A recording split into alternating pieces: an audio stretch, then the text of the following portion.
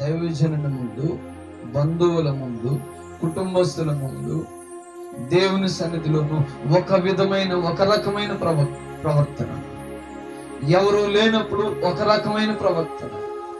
ఇది మంచిది కానే కాదు, ఇది మంచిది కానే కాదు.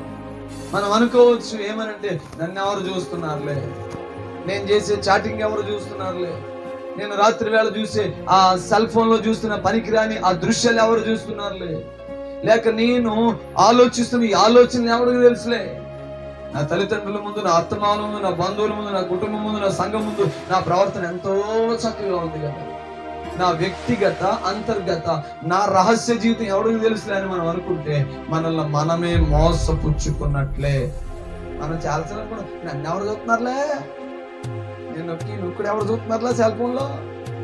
ప్రతిదీ రికార్డెడ్ గా ఒకరోజు ఆయన సింహాసనం ముందు నిలబడినప్పుడు